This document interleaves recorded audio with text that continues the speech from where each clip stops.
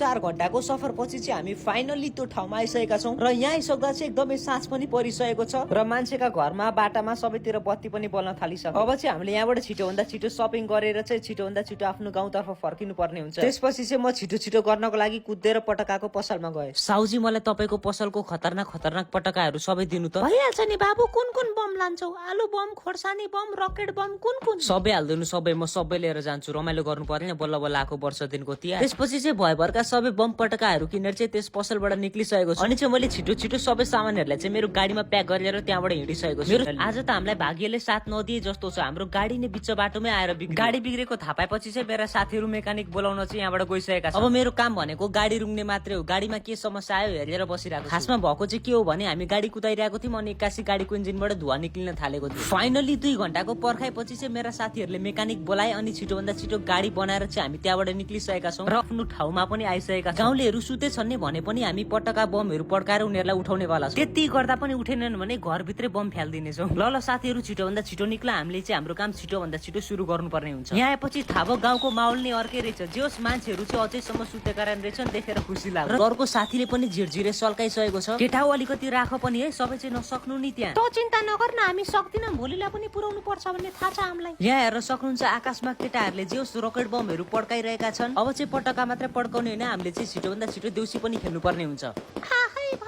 भाइ हो देउसुरे, राम्ररी भन देउसुरे, साइकलको घन्टी देउसुरे, छिटो गर्नु अङ्कल देउसुरे, आन्टीको कट्टु देउसुरे, मेरो भाइ छटु देउसुरे, बारीमा कोपी देउसुरे, घरबेटी अड्डी मोटी देउसुरे। खै त साला घरबेटी बाहिर नै निक्लिदैन, गएर कुर्दिम कि के हो? अब यसरी हुँदैन केटा हो, नाच्नु पनि पर्छ। ल गीत बजाऊ। ल ल पख ये भाना भाना वाई हो, यो घर की चोरी लास्ताई चौक, ये घर की सुड्डी लास्ताई लोई।